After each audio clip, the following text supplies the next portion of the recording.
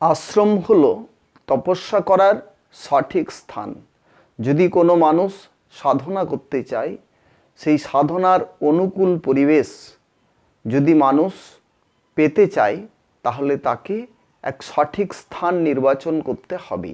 যে স্থান নির্জন হবে, সাধনার পক্ষে অনুকূল হবে এবং তার আত্মোপলব্ধির প্রশস্ত যে পরিবেশ, সেই পরিবেশ তাকে প্রথমে নির্বাচন করতে হয়।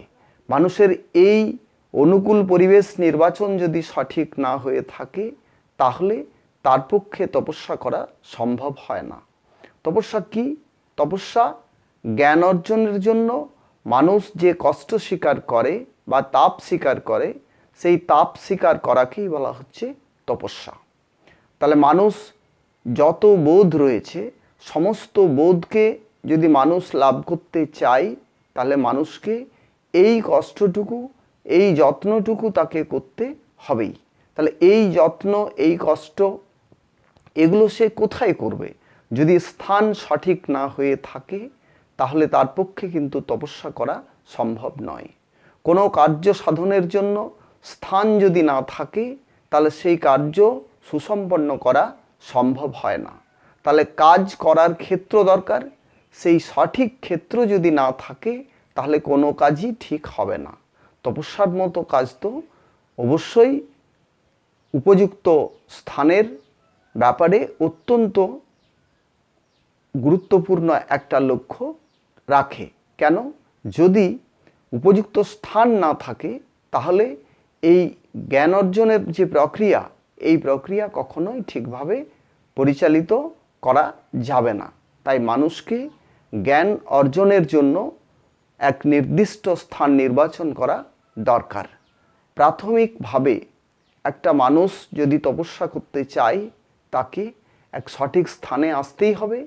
সেই স্থান কিন্তু সবচেয়ে সঠিক ভারতীয় যে ব্যবস্থা, সেই ভারতীয় ঋষিদের প্রাচীনকাল থেকে যে প্রচলিত ব্যবস্থা রয়েছে, সেই ব্যবস্থা হলো আশ্রমিক ব্যবস্থা।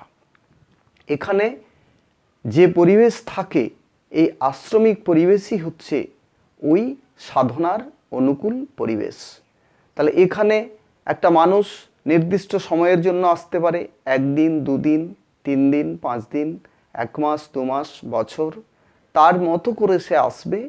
এসে সে প্রথম সাধনা কিভাবে করতে হয়, তপস্যা কিভাবে করতে হয়, সেটা বারবার জিজ্ঞাসা করবে, বুঝে নেবে।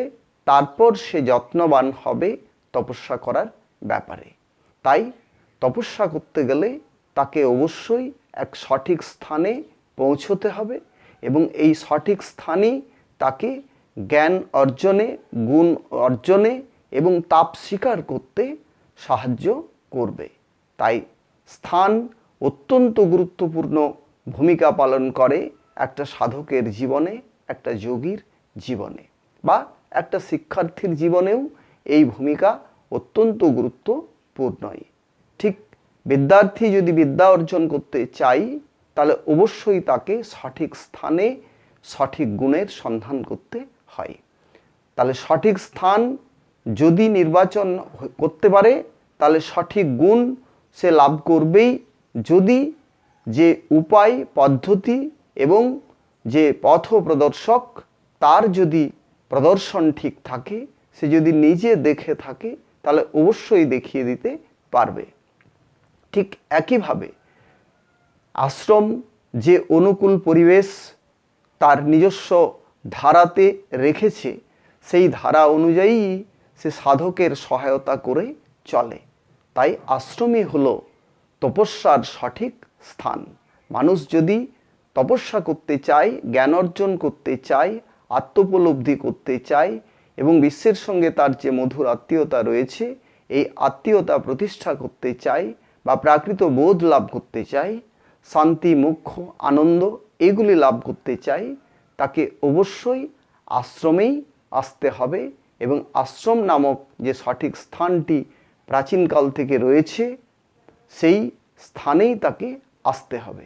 নতুবা তার পক্ষে গৃহের যে পরিবেশ, পরিবারের যে পরিবেশ, ঘরের পরিবেশে যা রয়েছে, তাতে প্রথম দিকে অর্থাৎ সাধনার শুরুতে যে অনুকূল পরিবেশ সে কিন্তু পাবে না, আর যার জন্য সে নিজে ঘরের পরিবেশে যে চেষ্টা করে চলেছে বা গৃহীদের যে ব্যবস্থা রয়েছে সেখানে একটু তপস্যা শুরু করাটা একটু কঠিন হয়ে ওঠে। তাই অবশ্যই প্রাথমিক পর্যায়ে আশ্রমই হলো সঠিক স্থান, যেখানে মানুষ সহজেই তার সাধন ক্রিয়া শুরু করতে পারে।